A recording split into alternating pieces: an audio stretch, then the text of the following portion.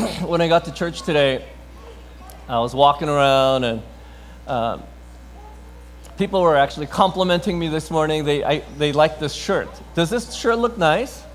Thank you. They're like, oh, nice shirt. That's cool. It's usually if I have a cool shirt on, it's because either my wife or my daughters bought it for me.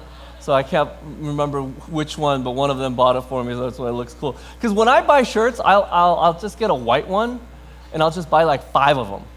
Is anybody else like that?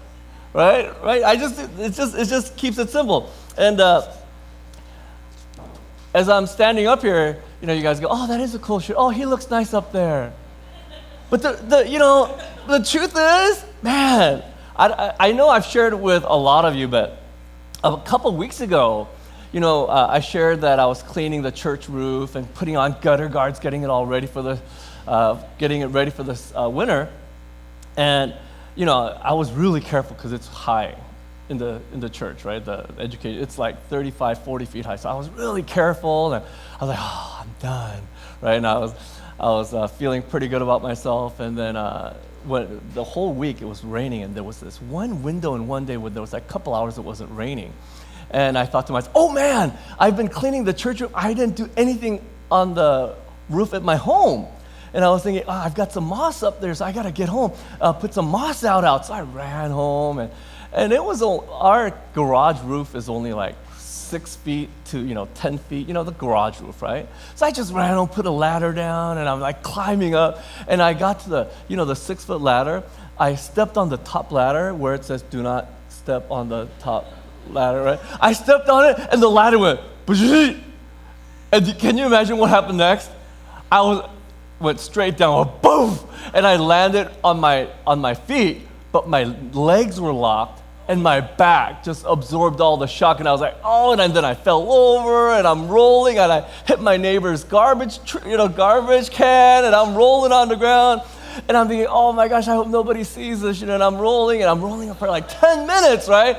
And then I get up, and it's hurting so much, and then I'm like texting our church doctors, hey, my back hurts, what should I do? And they're all like, go get x-rays.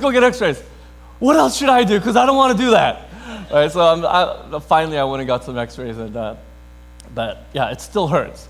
So as I'm standing up here, man, I'm like, oh, my back hurts so much, right? And no matter what somebody else may look like, actually life isn't what people expect, or it's what it appears to be.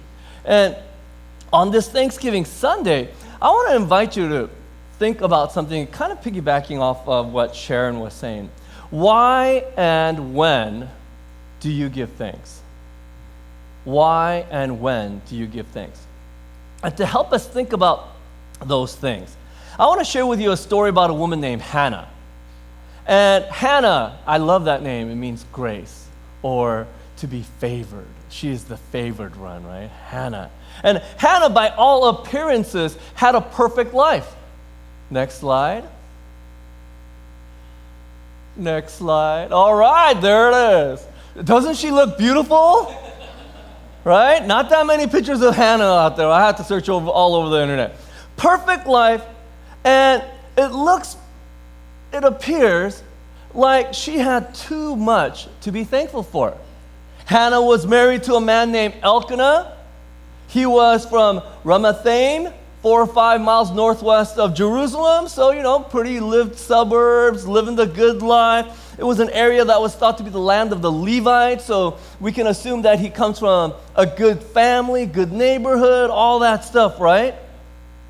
Elkanah was not just an honored man. He was a wealthy man. We all like a wealthy man. He was able to provide for his family. Look at her. She's dressed pretty well, right? Looking pretty good. He even took his family on family trips. They'd go to Jerusalem, the big city. It'd be like us going to Disneyland or something like that, right? So he was able to provide. He was a generous man. He even taught his family to be generous, to be faithful at church, to give offerings, stuff like that, to help the poor. He was a family man, faithful man, right? He would give regularly at the temple.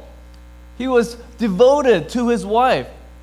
And like I said, oh, there was another slide. Is there another slide? There's Elkanah, right? Looks good. Doesn't he look handsome? Somebody you'd want to marry? By all appearances, Hannah had it all. But like all people, no matter what she looked like, she had her struggles. There was another woman in her life, next photo there, in her family, and her name was Penina. Not Panini, Penina, okay? And the drama unfolds in Hannah's life. Are you ready for this drama? Listen for the word of the Lord. There was a certain man of Ramathaim, Zuptiah, from the hill country of Ephraim, whose name was Elkanah, son of Jeroham, son of Elihu, son of Tohu, son of Zuph, an Ephraimite. He had 2 wives. The name of one was Hannah, and the name of the other was Penina. Penina had children, but Hannah had no children. So we're kind of getting the background of Hannah's life. Here we go. Now this man used to get up year by year from his town to worship and to sacrifice to the Lord of hosts at Shiloh, where the 2 sons of Eli, Hophni and Phinehas, were priests of the Lord. On the day when Elkanah sacrificed, he would give portions to his wife Penina and to all her sons and daughters. But to Hannah he gave a double portion because he loved her, though the Lord had closed her womb. Her rival, meaning Penina, her rival used to provoke Hannah severely to irritate her because the Lord had closed her womb. So it went on year by year. So it's not just a one-time thing. It went on year after year. Can you believe that? Right? As often as she went up to the house of the Lord, she used to provoke her. So she's not just making fun of her at home. She's doing it on the way, on the trips, and even when they got to the temple. She's still just poking fun at her, right? Just going on and on. And therefore Hannah wept and would not eat. Her husband Elkanah said to her, "Hannah, why do you weep? Why do you not eat?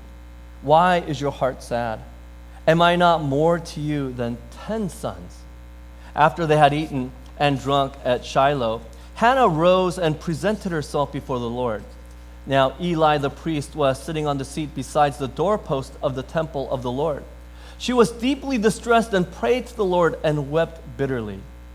She made this vow: "O Lord of hosts, if only you will look on the misery of your servant and remember me, and not forget your servant, but will give to your servant a male child, then I will set him before you as a Nazirite until the day of his death.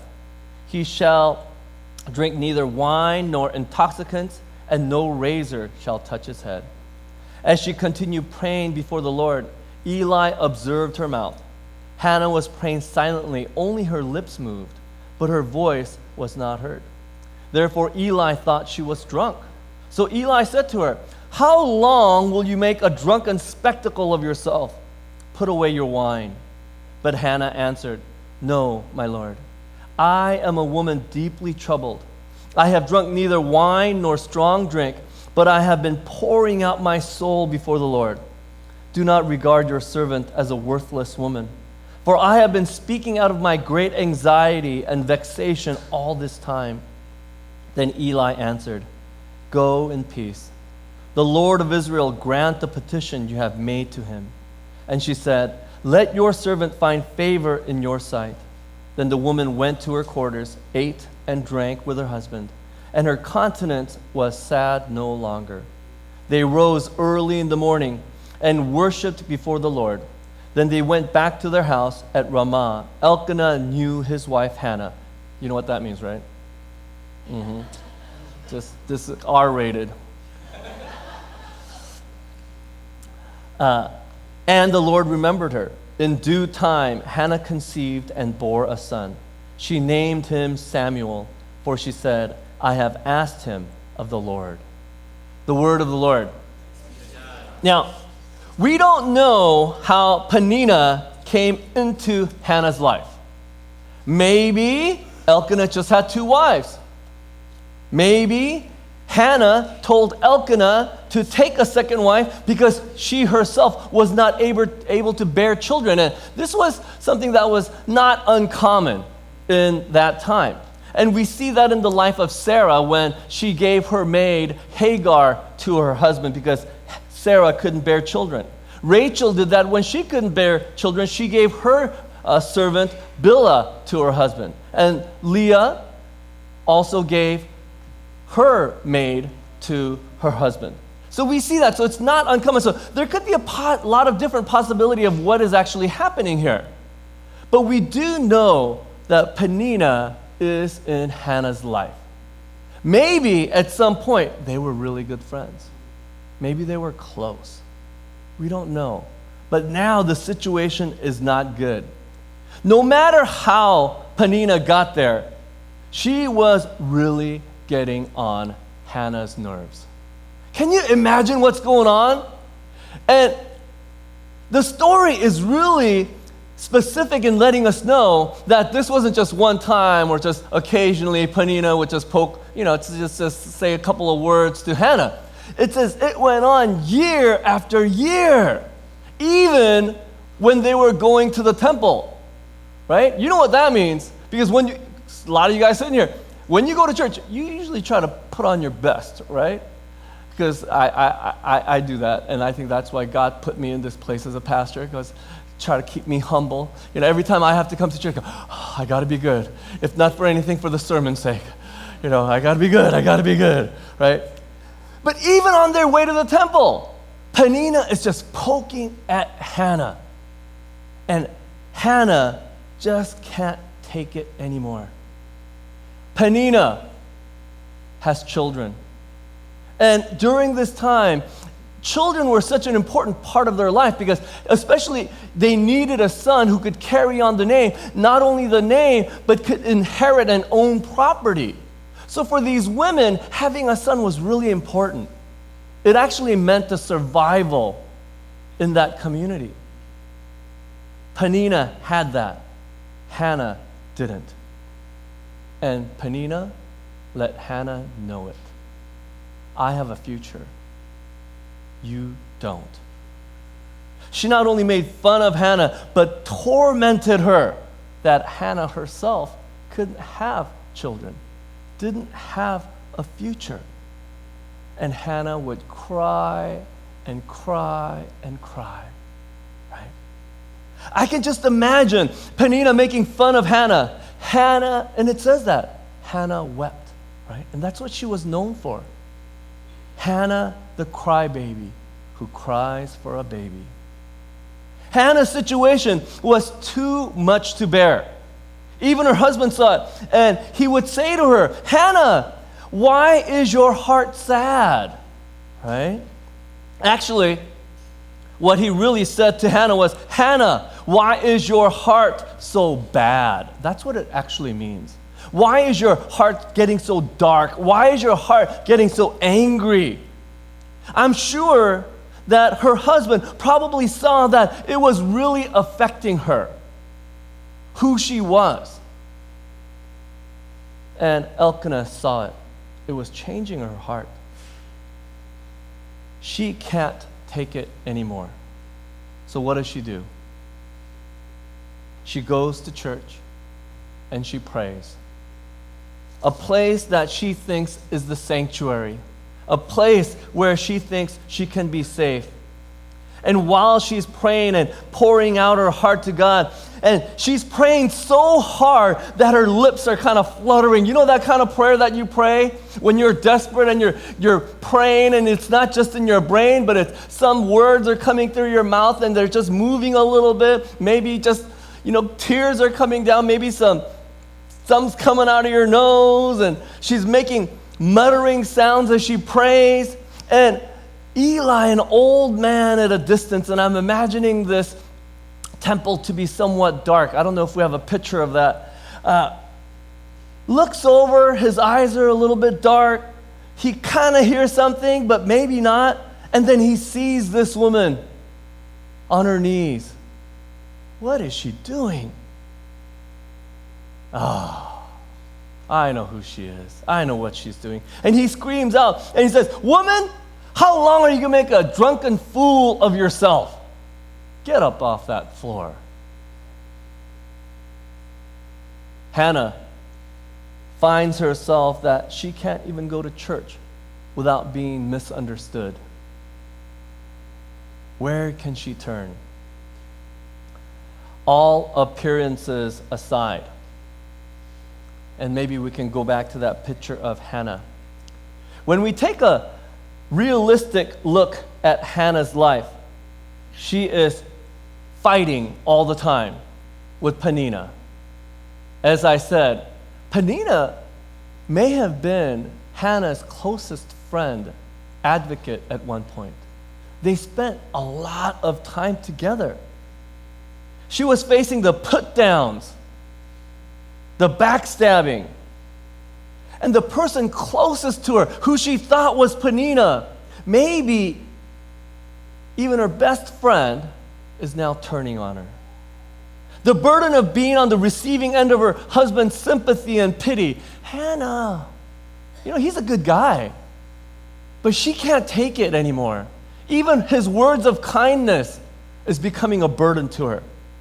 The looks that she was getting, the feelings that she was sensing from her neighbors, and even at church, being misunderstood by the priest Eli. In the midst of all of this, Hannah is devoted to the Lord. Why? Why should Hannah be devoted to the Lord? I think Hannah knew something. She knew that no matter the situation, she could always turn to God. And it's not just for things, because Hannah was not getting it. It wasn't for the things. But maybe there was something else there. Just the mere relationship that she had with God. To be in the presence of God somehow consoled her, renewed her, refreshed her.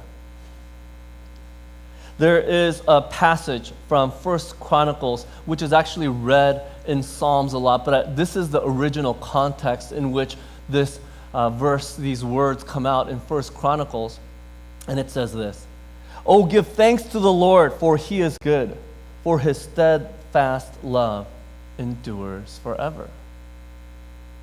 Don't you like that passage? It doesn't say, "Oh, give thanks to the Lord because he's going to answer all your prayers." It doesn't say, "Give thanks to the Lord because he gives you stuff, gives you a house, this, that." But it merely says, "Oh, give thanks to the Lord for he is good. For his steadfast love for you endures forever, never ends." Having somebody there that loves you. Maybe that's what Hannah knew, right? The person who wrote these words wasn't writing it in times of plenty, in times of, when everything was great, when his family was great. These words were actually written by David, King David, when he was still struggling. The man, the leader that he thought he was closest to, was trying to kill him. The best friend that he had ends up dying. He doesn't have a home. He's being chased all over the place, right? Everybody's trying to kill him. And he's got the presence of God with him in the ark. He doesn't have a place to put the ark. He's got